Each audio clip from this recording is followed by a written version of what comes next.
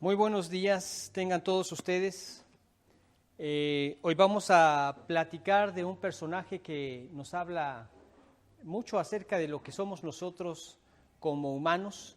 Y hay que entender algo muy claro, que Dios a través de su palabra nos muestra cómo desde el principio, desde el Génesis, nos empieza a hablar acerca de la salvación. El tema más importante que encontramos nosotros en la Biblia es precisamente la salvación. Muchas personas asumen que solamente el Nuevo Testamento es el que nos va a hablar de ella, y no es así. Dios nos habla en el Nuevo y en el Antiguo Testamento, y prueba de ello va a ser este versículo que vamos a ver, esta cita que vamos a ver, mejor dicho, este pasaje que vamos a ver el día de hoy. Hoy vamos a platicar de un personaje que se llama Mefiboset, que era cojo. Y vamos a platicar de lo que nos narra en el capítulo 9, aunque también hay menciones de él en el capítulo 4, en el capítulo 16 y en el capítulo 19. Y todas ellas nos dan una idea clara de lo que Dios también quiere enseñarnos a través de este tipo o de estas imágenes que Él nos dejó en el Antiguo Testamento. Porque a veces uno se pregunta, ¿por qué le tuvo que pasar a Mefiboset esto? Y pues hay algunas cosas que nos preguntamos acerca de por qué pasan las cosas en la vida. Esto también trae respuestas a nosotros de lo que vamos a platicar el día de hoy. Pero antes vamos a hacer una oración para pedir a Dios que nos guíe en esta mañana. Vamos a orar. Amado Padre, cuántas gracias te damos en esta mañana, la bendición que tú nos das, de tener la salud y de tener el tiempo para poder estar aquí reunidos y escuchar las enseñanzas que tienes para nosotros en tu bendita palabra. Queremos rogarte que a través de lo que vamos a ver ahora, de esta imagen que nos muestra también tu preciosa salvación, que podamos aprender o entender aún más lo que significó lo que significó para nosotros. Y gracias, Dios, porque en tu palabra encontramos tantas cosas que nos aclaran lo que significa la auténtica salvación. Te alabamos por esto, Padre. Te pedimos que los que van a venir los traigas con bien, que tú nos guardes y nos libres de cualquier contagio. Y queremos rogarte que a través del poder de tu Espíritu puedas grabar en nuestros corazones esta enseñanza a través de Cristo Jesús. Amén.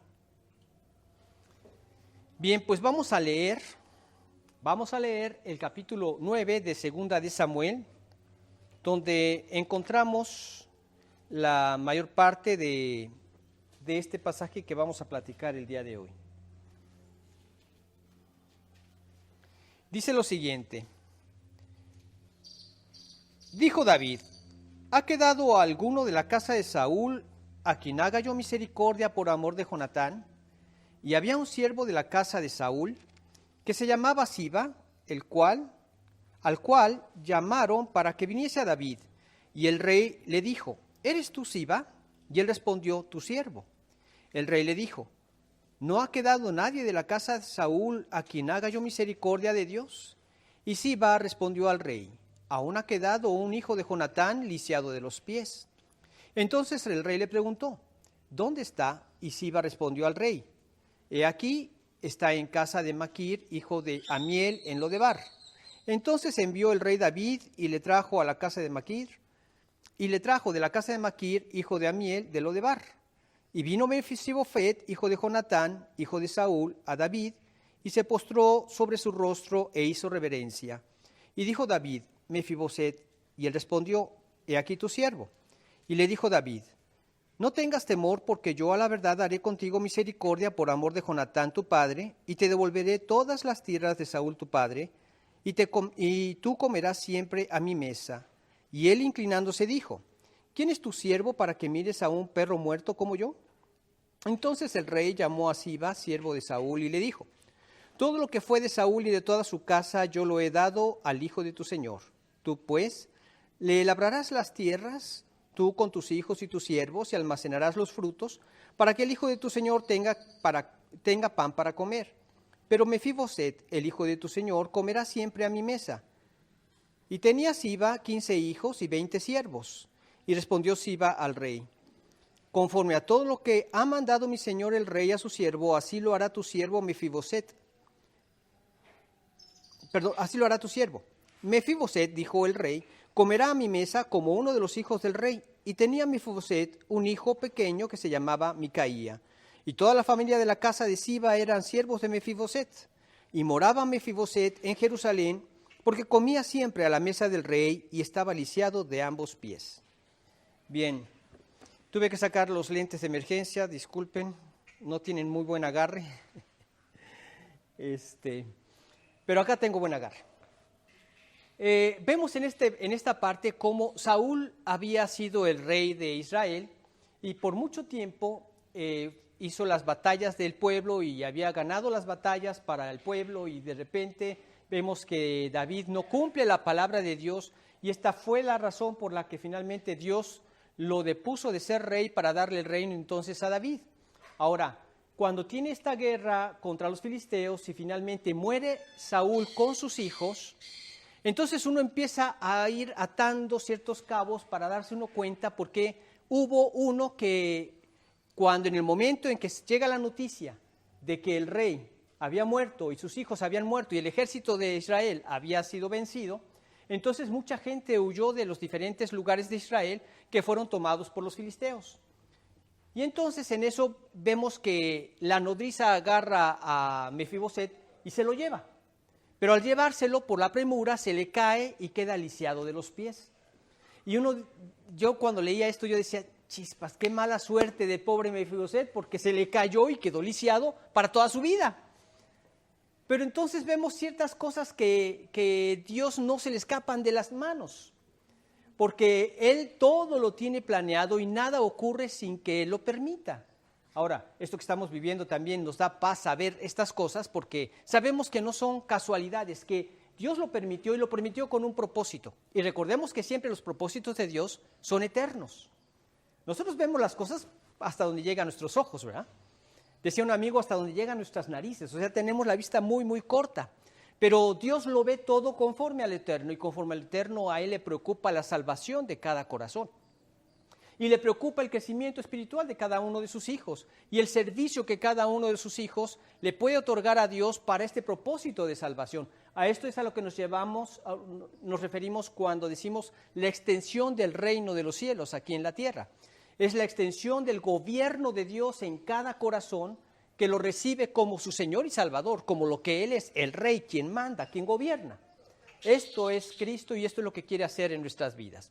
Entonces nosotros vemos que ahí ya de repente Saúl dejó de ser rey y el joven pastor que había sido llamado por Samuel, hasta después de que muere el rey pasa a ser el rey. Lo ungen como rey en Hebrón durante 7 años y 33 años estuvo como rey de todo Israel. Pero entonces ya cuando estaba establecido su reino, él entonces quiere hacer misericordia para uno de los hijos o de los descendientes de Jonatán, porque David y Jonatán llegaron a ser muy grandes amigos. De hecho, a Jonatán en una ocasión lo enfrenta a su padre Saúl y le dice, ¿cómo eres tonto? Bueno, con otras palabras, pero dice, ¿no sabes que mientras esté vivo David está en riesgo la heredad del reino y tú seguirías después de mí como rey? O sea que estás haciendo lo más absurdo que puede hacer una persona, el dejar con vida y ayudar a alguien que va a ser el rey en lugar tuyo. Pero Jonatán creía en Dios. Él había visto la mano de Dios al darle libertad a Israel, al darle liberación a Israel, cuando fue con su paje de armas e inició una incursión con los filisteos cuando no quería todavía entrar el ejército de Israel a pelear contra ellos y muchos estaban desertando. Y él confió en Dios y vio la mano de Dios, vio el poder de Dios. Ese es Dios. Cuando nosotros somos salvados por Él, Él nos invita a una vida de fe, a una vida de confianza en Él. Ahora, hay muchas cosas para las cuales tenemos que enfrentarnos al poder de Dios, o sea, a recurrir al poder de Dios, que por nosotros no podemos arreglar. Tú no puedes cambiar un corazón, Dios sí. Tú no puedes cambiar una circunstancia, Dios sí. Tú no puedes cambiar o quitar una enfermedad, Dios sí. Y así podemos mencionar muchas otras cosas donde tenemos que confiar en el poder de Dios y somos sumamente alentados cuando vemos su respuesta, como lo fue el corazón de Jonatán, sumamente alentado al ver que Dios le dio liberación a Israel por medio de él y de su paje. Entraron en el ejército y de repente Dios hace que tiemblen, luego los que estaban de Israel se vuelven contra ellos, los filisteos, y empieza la gran guerra que Dios les dio finalmente la victoria al pueblo de Israel. Pero se inició con él. Entonces él confiaba en Dios y cuando su padre le dice, qué absurdo eres, mientras tú defiendas a David está en riesgo que tú heredes el reino, él decía, es que David fue ungido por Dios y yo no voy a luchar contra Dios. Qué hermoso esto, ¿no? Porque esto nos lleva a nosotros a no codiciar lo que Dios no tiene para nosotros. Uno muchas veces codicia lo que otros tienen, pero lo que Dios tiene para nosotros es el plan perfecto y específico con el cual Dios nos quiere usar. Por eso nos tiene donde nos tiene. En el país donde estamos, nacimos en la familia que tenemos, somos el lugar del hijo que somos, y así podríamos mencionar todas las circunstancias que nos tienen como personas que somos en la actualidad. Dios tiene un propósito, y lo tenía también con él. Entonces David quería hacer misericordia a Mefiboset porque él amaba a Jonatán y por amor a Jonatán, entonces él quería ahora manifestarle misericordia a alguno de sus descendientes porque ya Jonatán había muerto en batalla. Y entonces vemos muchas cosas, o podríamos decir imágenes de lo que somos nosotros, de lo que es Dios y de lo que es la comunión que Dios quiere que tengamos con Él a través de este pasaje. Primero que nada, el cojo es una representación o una imagen de lo que somos nosotros. Vamos a leer en el capítulo 9 del 2 Samuel, en los versículos del 1 al 3.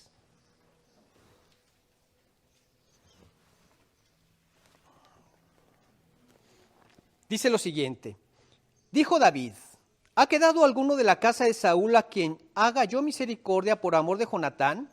Y había un siervo de la casa de Saúl que se llamaba Siba, al cual llamaron para que viniese al rey, y el rey le dijo, ¿eres tú Siba? Y él respondió, tu siervo. El rey le dijo, ¿no ha quedado nadie de la casa de Saúl a quien haga yo misericordia de Dios? Y Siba respondió al rey, aún ha quedado un hijo de Jonatán lisiado de los pies. Entonces le pregunta el rey a esta persona, ¿conocen a alguien? Seguramente el rey empezó a preguntarle a algunas otras personas, ¿verdad? Hasta que finalmente le dijeron, hay un hombre que se llama Siba y él conoce a un descendiente de Jonatán. Y entonces él dijo, qué mejor porque Jonatán nos prometimos amarnos hasta el final. Cuando él huía de Saúl porque Saúl quería matarlo, entonces Jonatán le dice, mira, yo voy a estar con mi papá y si mi papá realmente te quiere hacer el mal, yo te voy a venir a decir que huyas y que ni modo, así están las cosas y tienes que huir. Y así fueron las cosas. Entonces cuando se despiden, se dan un gran abrazo, lloran ambos y se prometen lealtad el uno para con el otro. Y entonces David, que era un hombre de Dios, cumplió su palabra. ¿Cuántas veces se oía esto en la antigüedad? Fulano de tal es un hombre de palabra. O sea, un hombre que no tenía que llegar a las instancias legales o a llegar a firmarte un documento donde se comprometía a hacer lo que él te había dicho, sino hombres de palabra. Yo todavía lo llegué a escuchar en una circunstancia con mi padre. Mi padre compró una tierra donde él construyó una casa en la tierra donde él nació y le preguntó a mi tía, oye, ¿de quiénes son esas tierras que están por tal lugar? Ah, pues son de tal persona. Mi padre fue a buscar a esa persona y le dijo, oiga, me interesa una porción de esa tierra, una que está en el camino y que tiene vista a una presa, a un laguito, quisiera comprarla. Ah, muy bien, pues eso, el solar lo doy en tanto y le sale en tanto. Entonces mi padre le dijo, mire, déjeme darle este anticipo y vengo y cuando usted quiera que firmemos papeles, le traigo el resto. No, yo soy hombre de palabra. Si usted no viene la fecha de cerrar el trato, usted perdió el trato. No hay nada. Yo soy hombre de palabra. Entonces yo dije, ¿cuánto hace que no escuchaba algo así? ¿Y qué nos dice Dios en su palabra que debe ser el testimonio del creyente? Que tu sí sea sí y que tu no sea no. Y esto significa que somos hombres de palabra y nos preocupa ser hombres de palabra porque está en juego tu nombre. Pero más allá de tu nombre, el nombre que tienes como cristiano, que representas a Cristo. Y esto es lo que me compromete a ser un hombre de palabra. Entonces vemos aquí que finalmente el rey está en estas condiciones, había caído ya Saúl y cayó su reino. Mefiboset tendría como unos 5 años, era el hijo de Jonatán y quedó lisiado de los pies cuando huía su nodriza con él para librarlo, ¿verdad? Entonces vamos a leer ahí en segunda de Samuel, vamos a leer en el capítulo 4 este acontecimiento. En segunda de Samuel 4, versículo 4. Dice, y Jonatán, hijo de Saúl, tenía un hijo lisiado de los pies. Tenía 5 años de edad cuando llegó de Jezreel la noticia de la muerte de Saúl y de Jonatán. Y su nodriza le tomó y huyó. Y mientras iba huyendo apresuradamente, se le cayó el niño y quedó cojo. Su nombre era Mefiboset. Al huir, quedó cojo. Ahora, ¿qué pasaba normalmente cuando un rey llegaba al poder? Desplazando a otro rey. Cuando nosotros lo leemos en los libros de Reyes y de Crónicas, normalmente lo que hacían era acabar con toda la descendencia, porque con uno que quedara de la descendencia del rey anterior, él podía sublevarse e incitar al pueblo a levantarse nuevamente como heredero del trono y entonces matar al usurpador, entre comillas. Esto era lo que normalmente hacían. Y aquí te pones a preguntar, ¿qué pasó con el reino después? Se quedó otro descendiente de Saúl, pero no Mefiboset. Y resulta que vas atando los cabos y ves cómo Dios tenía planes preciosos para la vida de este joven, del hijo de Jonatán. Y ahí él huyó y quedó cojo porque se le llevaba la nodriza y se cayó. Ahora, nos representa muy bien como lisiados por causa de una caída. Cuando nosotros como humanos vemos que Dios hizo al hombre y lo hizo bien y lo hizo sin pecado y tenía comunión con Dios y todo reinaba bien, tenía una relación entre Adán y Eva excelente. Eva no se enojaba contra Adán por ser la que se tenía que sujetar a él. Él no se molestaba porque tenía que dar su vida a Eva. Y entonces todo reinaba en armonía. Claro, los problemas entraron después de la caída, después del pecado. Entonces viene la serpiente, incita a la mujer ¿a qué? A hacer lo que Satanás quería hacer. Satanás fue lanzado del cielo porque él quería ser igual a Dios. De esto lo podremos ver después pueden leerlo en Ezequiel 28, en Isaías 14, donde se describe la caída de Satanás. Entonces este personaje quería ser Dios y por eso fue lanzado del cielo.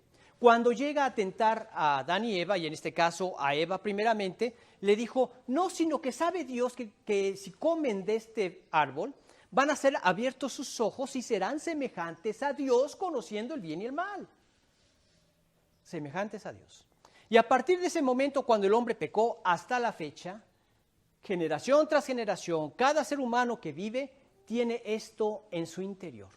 Quiere ser Dios. Quizá no Dios para gobernar a todo el mundo, pero sí Dios para sí mismo. Un Dios en donde Él es quien pone las reglas en su vida y quien hace de su vida lo que le viene en gana. Y todos los demás están para servirme. Y claro, lo empiezan a aprender desde pequeños y lo van alimentando cuando crecen. Y después, con un poco de, diríamos, de modales, pero lo sigue manifestando cuando es adulto. Queremos ser Dios, queremos que los demás nos sirvan. Y cuando Dios nos enfrenta a lo que es la salvación, vemos que es todo lo contrario, todo lo opuesto. Pero desde que el hombre pecó en Edén, ahí empezó la caída y nosotros no andamos como deberíamos andar. Precisamente andamos en donde no deberíamos andar. ¿No has oído que por ahí dice, fulano de tal, no, ese hombre anda en malos pasos, anda lisiado, no puede andar bien porque en su naturaleza solamente está el mal?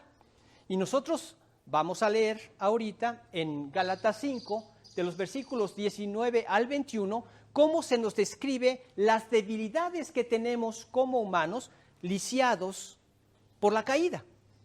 Vamos a leer en Gálatas capítulo 5, versículos del 19 al 21. Para los que no encuentran el libro de Gálatas se encuentra entre Génesis y Apocalipsis.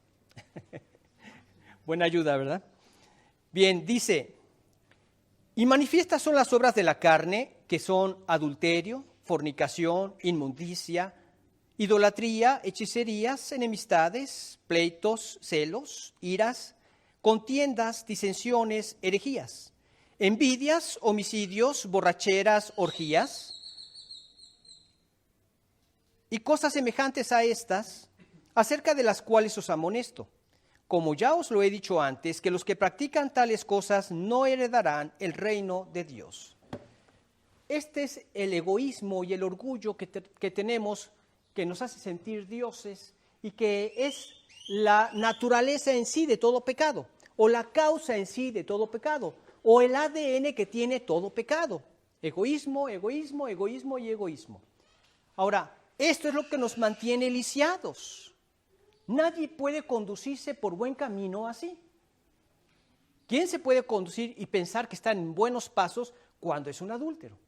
O cuando es un borracho, ya no solo físicamente, no sabe ni por dónde está el mundo, ¿verdad? Sino que va dando malos pasos y cada vez peor, peor, y muchos acaban hasta que mueren. Eso es lo que pasa con las adicciones. Pero todo pecado nos lleva siempre a la destrucción. Por eso andamos lisiados. Nos destruye a nosotros mismos. Y nos destruye para las cosas que tenemos aquí en la vida y también para la eternidad. Los que practican tales cosas no heredarán el reino de Dios. Más lisiados que esto no se puede estar. Y entonces vemos aquí a este hombre lisiado y él tenía dos angustias en su corazón. Dos grandes aflicciones. Una era que era lisiado de sus pies. Y la otra era que temía que David lo fuera a matar. Porque era descendiente directo de Saúl. Ya había habido un descendiente que quiso permanecer con el reino de Saúl. Y entonces hubo esa división del reino del norte y David estuvo reinando durante 7 años y después finalmente ya le entrega Abner el reino, el poder a David y finalmente se quedó con todo el reino y luego matan a este descendiente de David porque no podía seguir vivo, lo matan y entonces ya se consolida su reino, pero quedaba este. Y esta era su preocupación. En algún momento va a venir el rey y me va a llamar y me va a matar. Lo angustiaba. Él sabía que no había una buena relación con el rey. No podía tener buena relación con el rey. Y nosotros así vivimos. Somos infelices, nos ocultamos del gran rey, huimos de él, estamos avergonzados del camino que llevamos. Sabemos si algún día nos llama a cuentas, voy a salir mal, voy a salir condenado y condenado a una eternidad en el infierno. Esto era lo que le afligía grandemente a Mefiboset y por eso nos representa. Imposible que el hombre pueda tener paz con Dios cuando vive una vida de pecado. Nosotros leemos en Isaías 57, 21 y 22 cómo el Señor nos advierte acerca de esto. Dice, pero los impíos son como el mar en tempestad, que no puede estarse quieto, y sus aguas arrojan cieno y lodo. Qué descripción de nuestras acciones, ¿verdad? Qué descripción de lo lisiados que estamos en nuestro andar. No hay paz, dijo mi Dios, para los impíos. No hay paz. Y yo creo que es una de las cosas que más quisiéramos como humanos, poder tener paz. ¿Y cuánto añoramos esa paz en los hogares?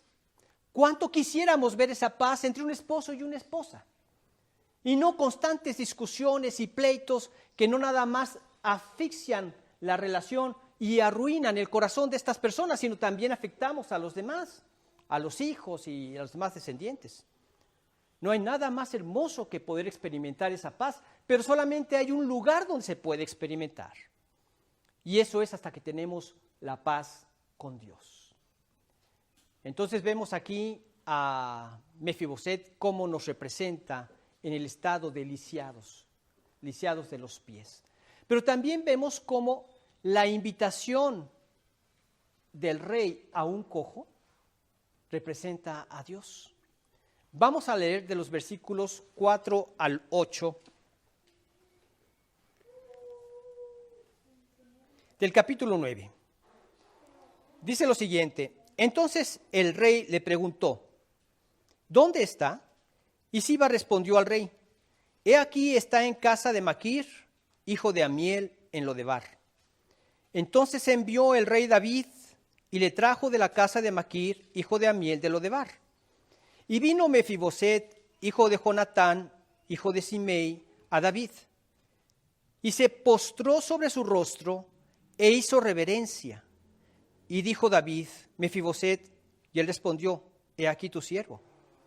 Y le dijo David, no tengas temor, porque yo a la verdad haré contigo misericordia por amor de Jonatán tu padre, y te devolveré todas las tierras de Saúl tu padre, y tú comerás siempre a mi mesa. Y él inclinándose dijo, ¿quién es tu siervo para que mires a un perro muerto como yo? Tal era la condición en la que él se sentía, Mefiboset. Pero vemos que llega el momento donde David lo llama. Y este fue el llamado que él siempre tuvo temor. Él no sabía en qué momento esto iba a suceder. Pero él pensaba que en el momento en que esto sucediera, hasta ahí llegó. Yo no sé si en ese momento se despidió de los suyos y les dijo, lo más seguro es que hasta aquí llegué. Porque lo correcto, lo que debe hacer el rey es quitar la descendencia del rey anterior y hasta aquí llegué. Y entonces él tenía gran temor. De hecho, él vivía en un lugar muy desolador, en Lodebar. Lodebar significa lugar sin pastos. Esto nos recuerda lo que pasó con David cuando pecó. Y él comenta que su vida se convirtió en un desierto. Y ese desierto vino porque él se había privado de la comunión con Dios, que es lo más hermoso que podemos tener. Y entonces él dice, mientras callé se envejecieron mis huesos, en mi gemir todo el día, porque de día y de noche se agravó sobre mí tu mano. Y luego dice, se volvió mi verdor en sequedades de verano. O sea, él disfrutó verdes campos, disfrutó abundancia mientras él tenía comunión con Dios. Y cuando él la cortó por su pecado, que no quería confesar al Señor, entonces él experimentó un verdadero desierto en su vida. En una ocasión, una persona que se iba de México a otro lugar por, entre comillas, huir de la contaminación de mi país, la persona que le fue a ayudar a arreglar sus cosas, compartiendo con ellos, pues le daba tristeza de ver cómo se estaban yendo por esta razón y no movidos por Dios para servir a Dios. ¿Qué es lo que pasa como creyentes? Bueno, como creyentes nosotros nos convertimos a Él y queremos ser usados por Él. Y Dios nos usa con todo lo que nos provee. Él te provee quizá de una universidad para estudiar, un trabajo para sostener a tu familia, y todas estas son herramientas para poderle servir a Dios. Y entonces cuando por alguna razón que del trabajo te cambian a otro lugar, ¿cuál es el propósito del creyente? Dice en Marcos 16:15, y les dijo, id por todo el mundo y predicad el evangelio a toda criatura. Esta es la razón por la cual Dios nos mueve. Los apóstoles estaban muy cómodos en Jerusalén, todos estaban participando unánimes de la bendición de tener a los apóstoles del Señor, compartiendo con ellos, compartían el pan, la cena del Señor, etc. Y tuvo que venir la persecución por causa de Esteban y entonces todos tuvieron que huir.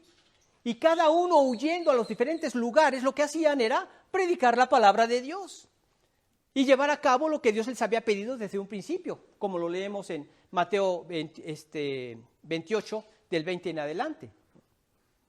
Dice, haréis discípulos a todas las naciones, bautizándolos en nombre del Padre, del Hijo y del Espíritu Santo, enseñándoles que guarden todas las cosas que yo os he mandado, y aquí yo estoy con vosotros todos los días hasta el fin del mundo. Amén. Id a todas las naciones, haced discípulos a todas las naciones. Ellos estaban cómodos. Finalmente salieron y empezaron a llevar a cabo la encomienda de Dios. De igual manera vemos que en este caso como creyentes pasa lo mismo. Y estos amigos se movían por tratar de huir. Cuando finalmente se fueron a Estados Unidos, una persona los fue a visitar y cuando regresa oí el comentario que hizo. Dice, nunca había visto literalmente lo que significan los cielos de hierro y la tierra de bronce. Cerrada la bendición por todos lados.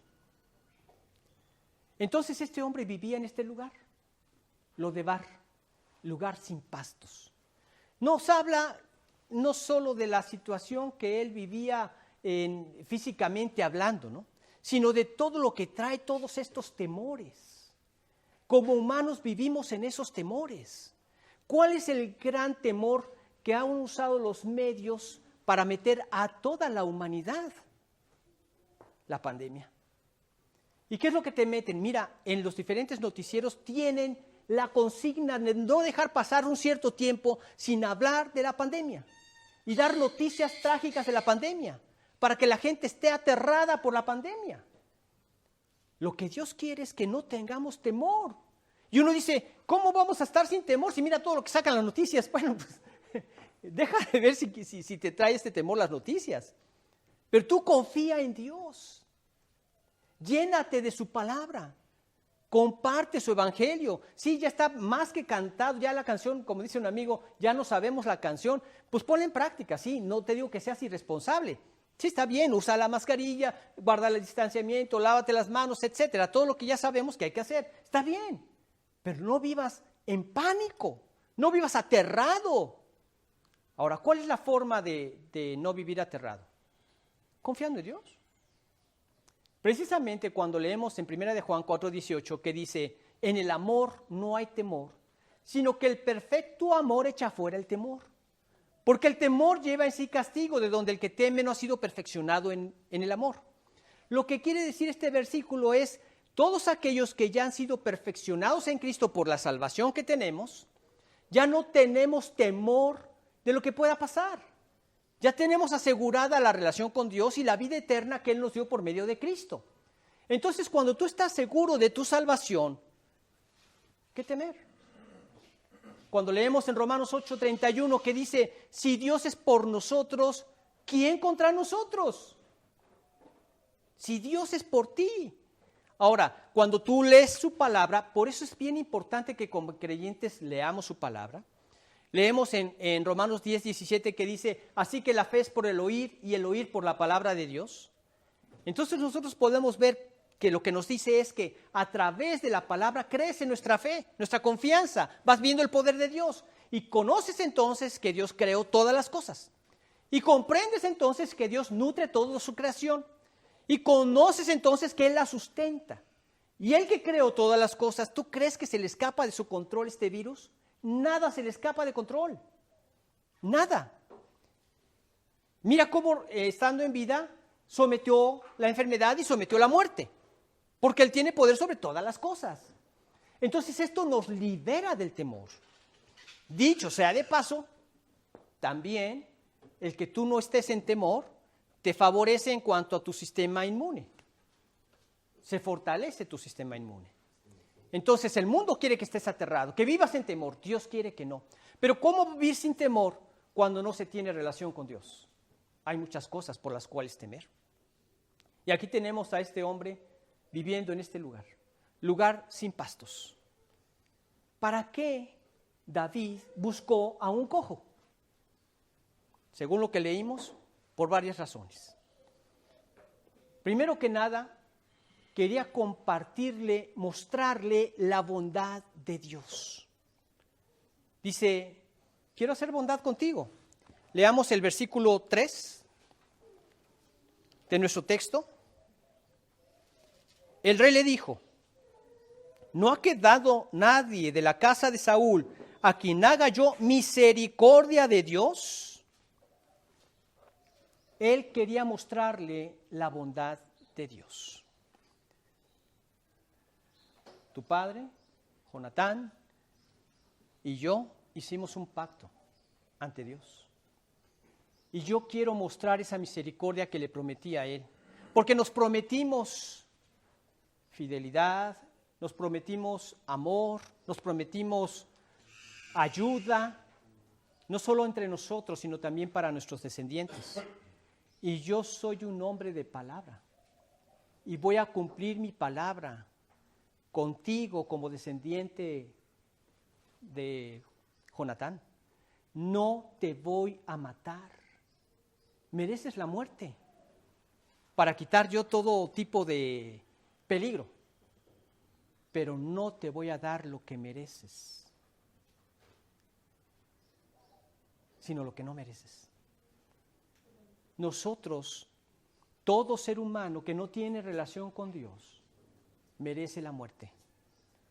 En Romanos 6:23 dice, la paga del pecado es muerte.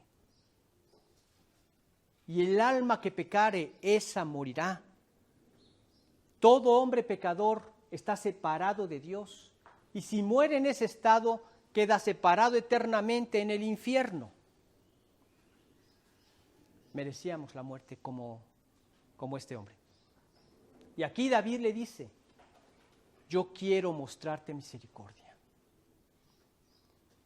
Y Dios tuvo que enviar a su Hijo a morir en la cruz del Calvario para que la paga del pecado que era tu muerte la cumpliera un sustituto perfecto que nunca cometió pecado, para poder satisfacer la justicia perfecta de Dios. Y en Él ha tenido misericordia por nosotros. En Él nos mostró su bondad de no darnos lo que merecemos, porque eso es lo que merecemos, la muerte. Ahí tienes a Mefiboset. Y el rey le dice, quiero mostrarte la bondad de Dios. También quiero que sepas que te conozco. Y te conozco por tu nombre. Dice en el versículo 6. Y vino Mefiboset, hijo de Jonatán, hijo de Simei, a David. Y se postró sobre su rostro e hizo reverencia. Y dijo David, Mefiboset. Y él respondió, he aquí tu siervo. Mefiboset. Yo creo que en ese momento tal vez se quedó medio choqueado. Tantas cosas que tiene como rey, tantos nombres que tiene que dominar, etcétera, como para tener en cuenta a un perro muerto como yo. Y conoce mi nombre. Imagínate, el Dios que tenemos llama a todas las estrellas por su nombre.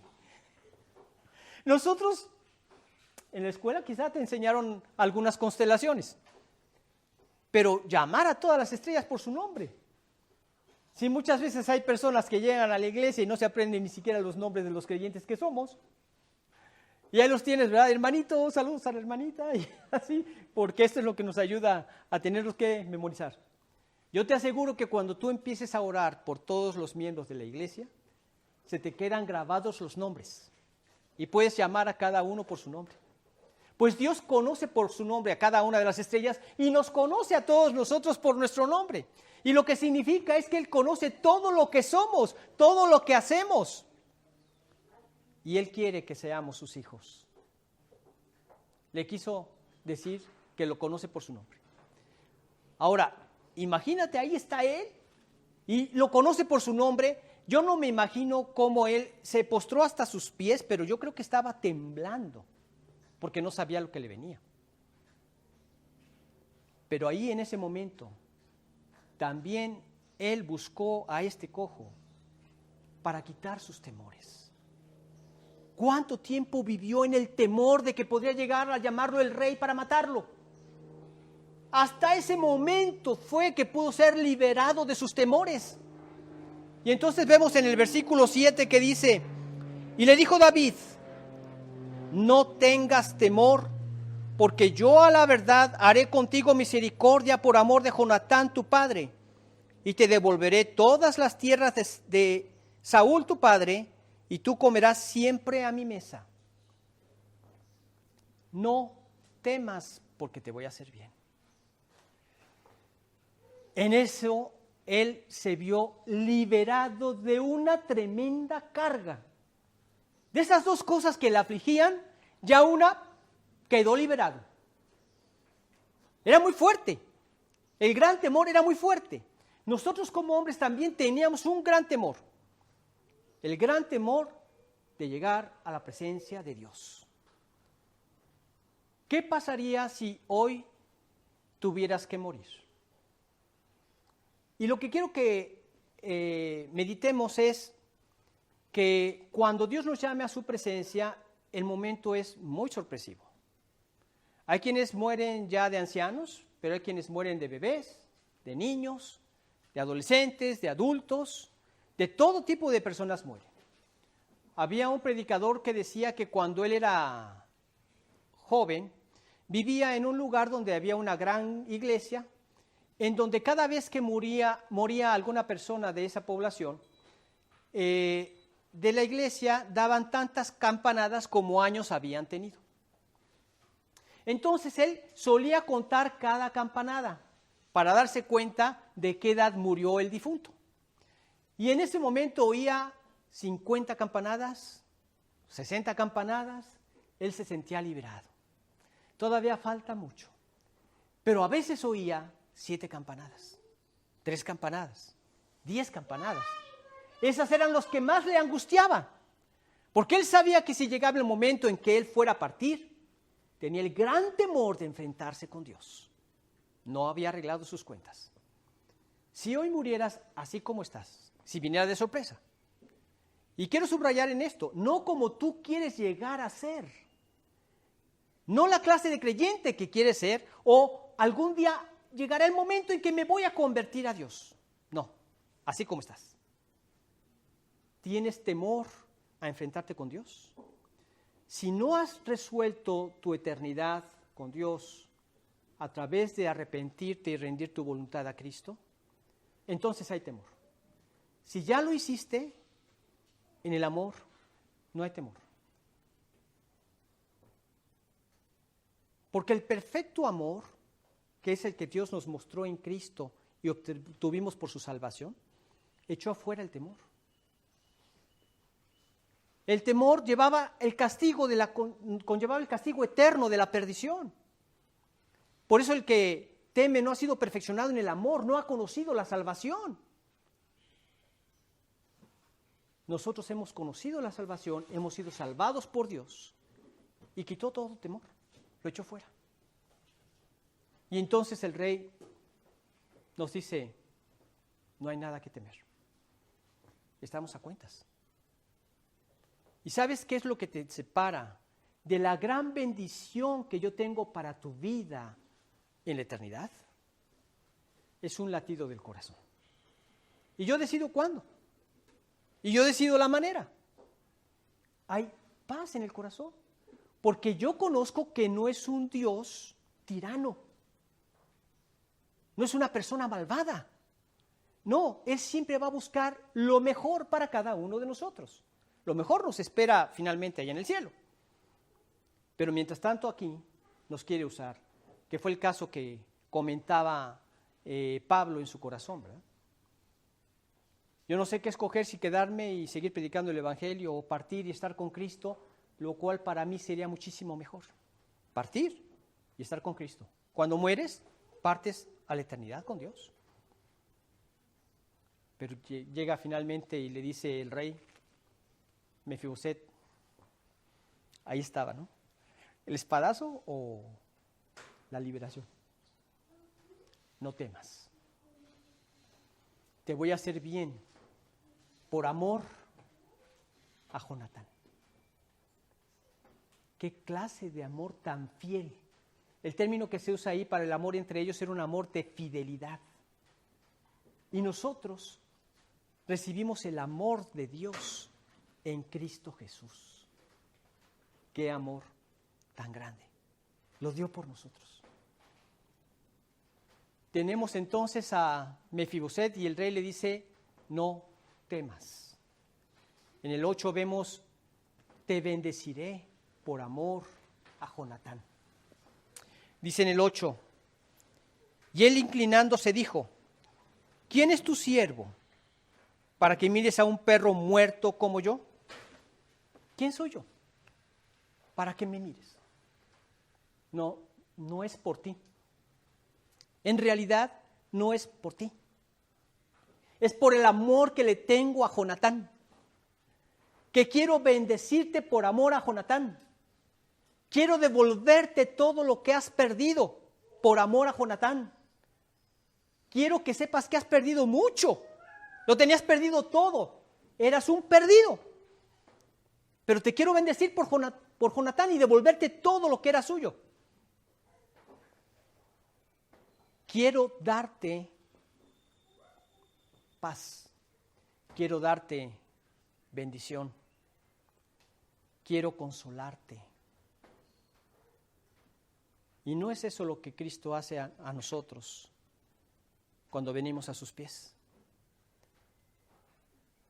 Quiero salvarte y bendecirte por amor a mi Hijo.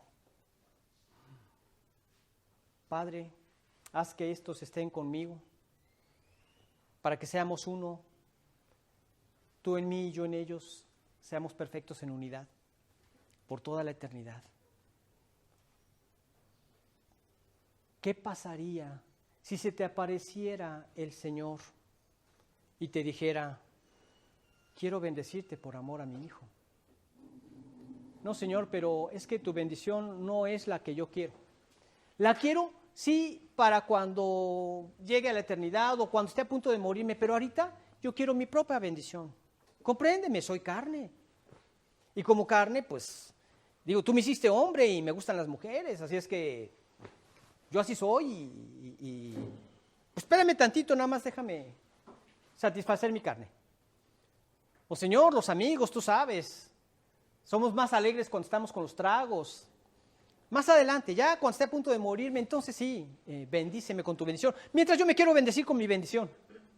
Eso es destrucción, eso no es bendición, eso es ruina, eso no es bendición.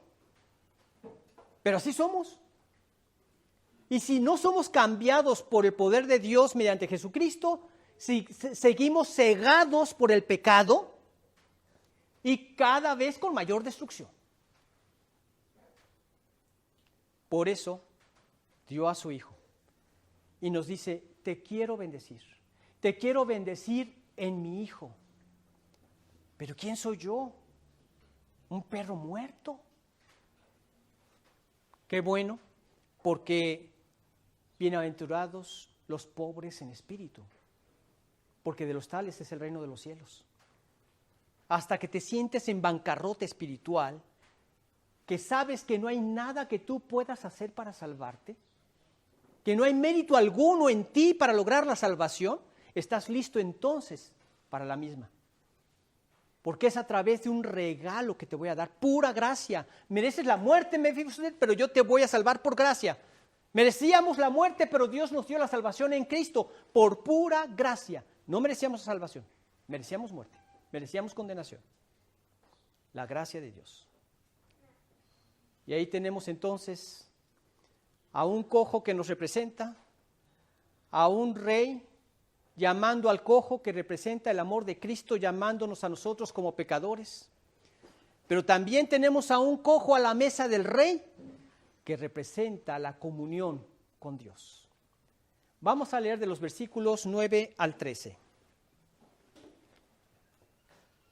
Dice lo siguiente: entonces el rey llamó a Siba, siervo de Saúl, y le dijo: todo lo que fue de Saúl y de toda su casa, yo lo he dado al hijo de tu señor.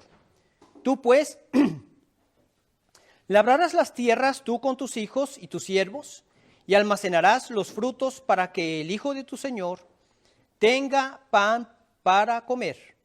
Pero Mefiboset, el hijo de tu señor, comerá siempre a mi mesa.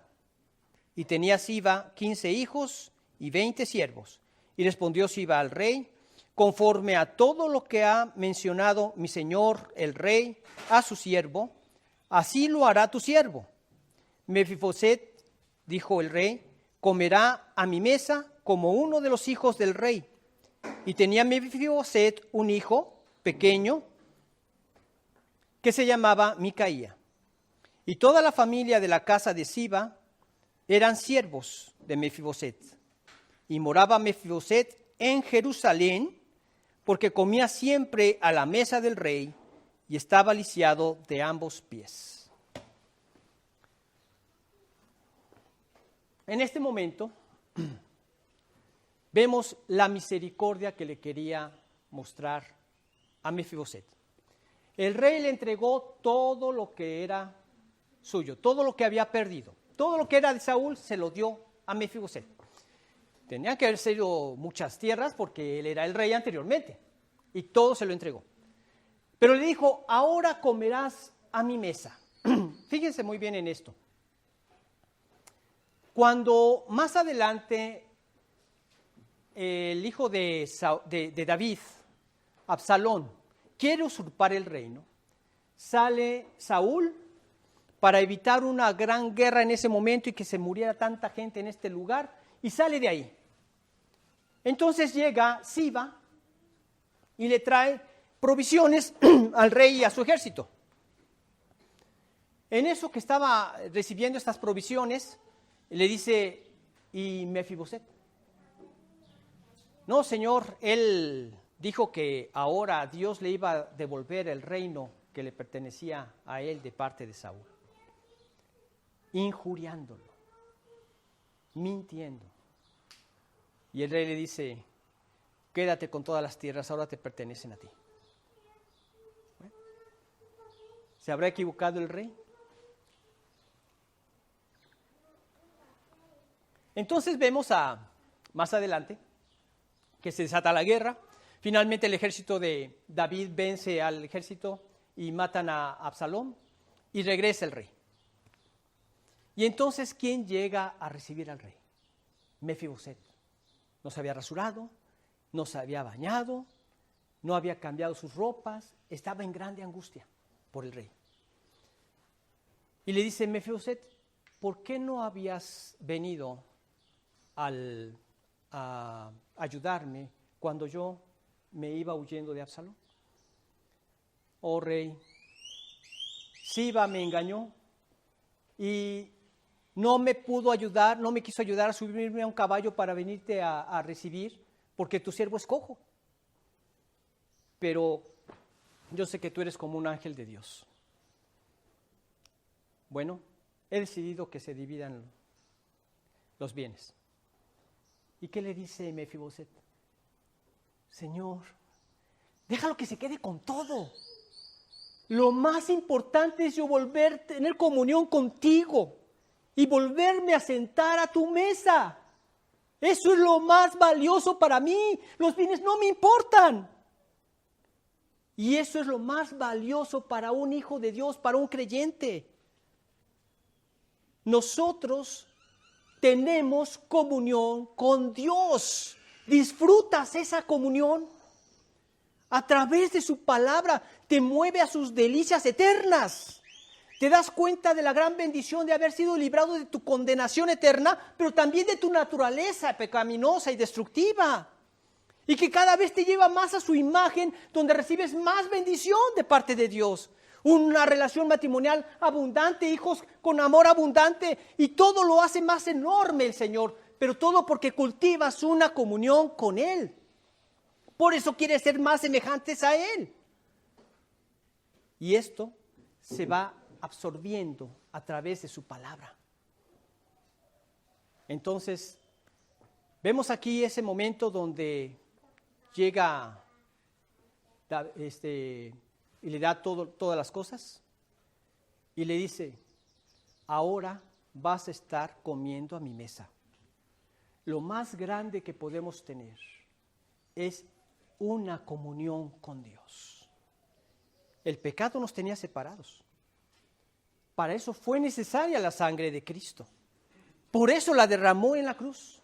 Porque no había otra forma de quitar el pecado de en medio entre tú y Dios. Dios no puede tener comunión con el pecado. Como creyentes, lo primero que debemos hacer antes de orar es confesar nuestro pecado al Señor, pedirle perdón, fortaleza para abandonarlo y entonces volver a mi comunión con Dios. La comunión para Dios es muy importante. Y aquí vemos que él iba a ser tratado como si él fuera un hijo del rey. Vemos en el versículo 11. Y respondió Siba al rey: conforme a todo lo que ha mandado mi señor el rey a su siervo, así lo hará tu siervo. Mefiboset, dijo el rey, comerá a mi mesa como uno de los hijos del rey. Él era considerado como uno de los hijos del rey. Él iba a morar en la ciudad del gran rey. ¿Y cuál era esta ciudad? Jerusalén. ¿Y sabes qué significa Jerusalén? Ciudad de paz. Vimos antes que no hay paz para los hombres, dijo mi Dios. No hay paz para los pecadores. Hasta que nosotros recibimos al príncipe de paz, podemos experimentar verdadera paz. Cuando Jesús dice en Juan 14:6, la paz os dejo, dice, mi paz os doy. Cuando lo aceptamos por fe como nuestro Salvador, entra en la persona del Espíritu y el fruto del Espíritu es amor, gozo, paz. Pero la paz de Cristo, una paz verdadera, porque todo quedó completamente perdonado y ya Dios nos hace aceptos a su presencia por los méritos de Cristo. Y nos podemos acercar a Él por los méritos de Cristo. Nunca vamos en oración confiados en que si me porté bien o me porté mal. Cada vez estamos más cerca de Cristo, más cerca del cielo, más parecidos a Él. Pero no me acerco en esa confianza, sino en lo que Cristo realizó por mí en la cruz para lograr esta paz con Dios, porque me ve perfecto en Cristo. Y entonces ahora moraba en la ciudad de paz. Ya no en Lodebar, el lugar sin pastos. No, ahora moraba en Jerusalén, en el lugar de paz. Qué hermosa experiencia que nosotros como creyentes podemos disfrutar. Porque mi comunión con Dios no depende de las circunstancias ni de los demás. La paz que yo puedo experimentar depende de mi relación con Dios únicamente. Porque es entonces cuando todo lo que antes me afligía, se lo deposito en oración y descanso en Él. Eso es fe. Y todo lo que pidiereis en oración creyendo lo recibiréis, dice en Mateo 22. Y Dios quiere que confiemos en Él dejándoselo en sus manos. Y confías en Él cuando tú te mantienes en esa paz. Y no hay nada más hermoso que experimentar su paz. Ahora ya no era un desierto su vida. Ahora era una vida de gozo. Pero el gozo que le traía la comunión con Él. Él se había postrado. Él sabía que no merecía nada de lo que tenía, que ni siquiera se llamara invitado a la mesa del rey. Y ahora el rey lo está restituyendo a esa comunión y él dijo, para mí esto es suficiente. No necesito más. Déjale las tierras, que se quede con todas. Pero lo hermoso para mí es que me vuelves a invitar como uno de tus hijos a tu mesa. Mas a todos los que les recibieron, dicen en Juan 1, 12 y 13, a los que creen en su nombre, les dio potestad de ser hechos hijos de Dios, los cuales no son engendrados de sangre, ni de voluntad de carne, ni de voluntad de varón, sino de voluntad de Dios. Por la voluntad del rey, le dijo Mefiboset, estará a mi mesa, y comerá conmigo, y será considerado como uno de mis hijos. Y de las dos cosas que lo afligían, que ya había sido liberado de una, que ya ahora no iba a ser matado por el rey, quedaba otra. Él continuó lisiado de sus dos pies. Leemos en el versículo 13. Y moraba Mefiboset en Jerusalén, porque comía siempre a la mesa del rey, y estaba lisiado de ambos pies. comía a la mesa del rey. Ahora sus pies estaban bajo la mesa del rey. Ahora ya nadie podía ver sus pies. Hemos sido cubiertos con la sangre de Cristo. Él ya no mira nuestros pecados. Nos ve perfectamente santos, perfectamente justificados. Acércate con esa confianza a Dios. ¿No es lo que dice en Hebreos 4:16? Acerquémonos pues confiadamente al trono de su gracia para alcanzar misericordia y hallar gracia para el oportuno socorro. Acércate en esa confianza a Dios. Él ya no mira tus pecados. Dios quiere mostrarte su bondad por amor a Jesucristo. Recibe su invitación. Permítele que Él cubra tus pecados con su sangre. Ríndete a sus pies, como lo hizo Mefiboset. Ajá. Pero las delicias de su comunión no tienen paralelo. Yo no sé qué comía David, pero según cuando leemos que les traían mes con mes cada uno de los encargados de proveer un mes a la mesa del rey, le traían verdaderos manjares. Se nos dicen de los animales y de todo lo que le traían, pero no se nos dicen de los cocineros, ¿verdad? Seguramente eran mexicanos y le echaban chile. No se crean. Lo preparaban rico, para el paladar de ellos, riquísimos, verdaderos manjares. Eso es lo que experimentas a la mesa del gran rey, verdaderos manjares. Había un hombre que no podía comprender muchas cosas, como también nosotros a veces nos pasa. ¿Quién hubiera pensado que lejos de ser una gran bendición el ser lisiado de los pies, que algún día él iba a sentirse bendecido por haber estado lisiado de los pies? Porque no codició el reino de Saúl. Y él se sentía lisiado de los pies, inepto para todo. Su vida un desierto.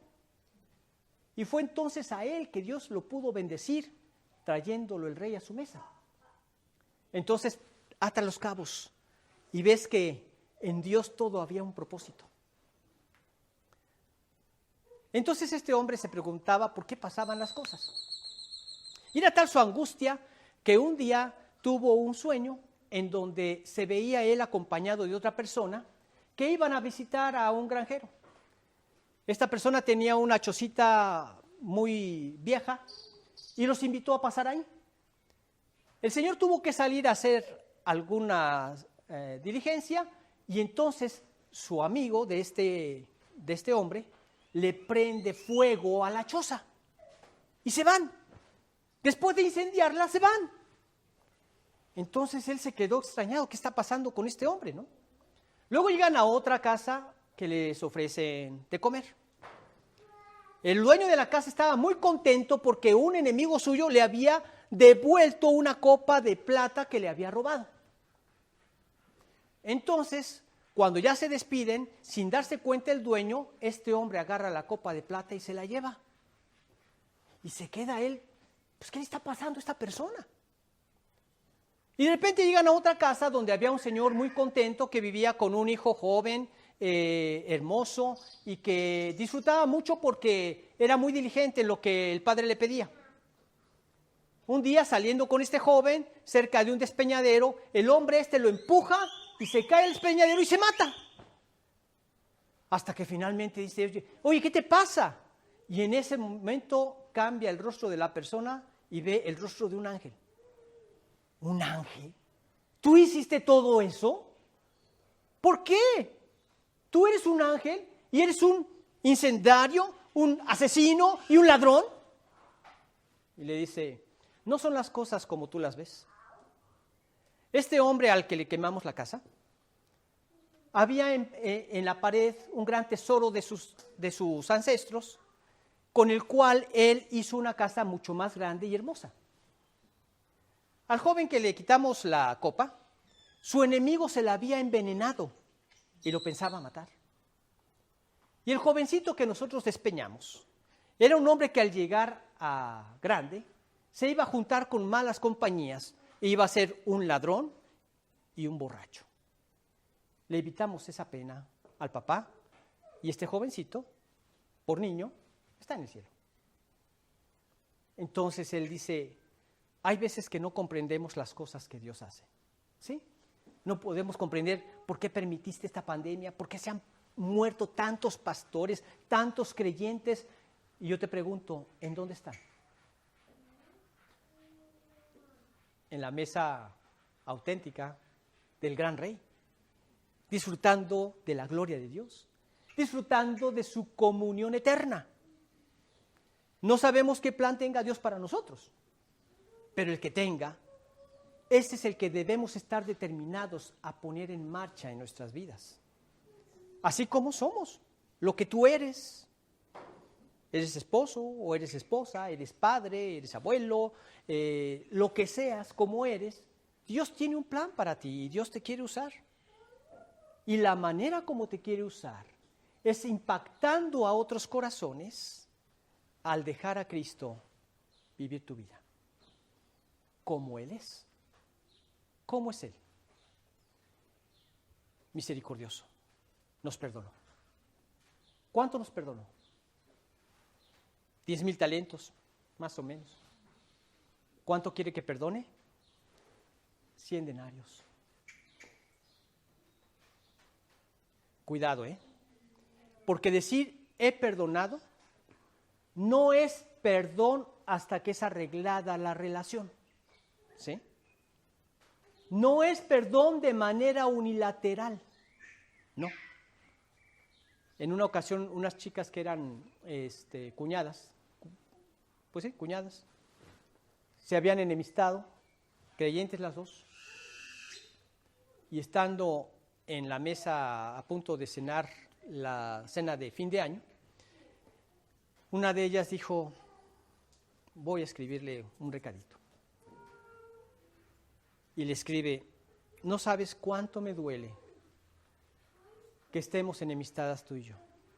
No sabes cuánto extraño tu amistad y la preciosa amistad que podemos disfrutar en Dios. Yo te pido perdón, pero quiero que regresemos como amigas. Va, se levanta, se la deja y se regresa. La otra la ve. ¡Ay! Va y la abraza y suficiente para regresar como amigas. Bueno, las dos eran mujeres, es entendible, ¿verdad? Más emotivas.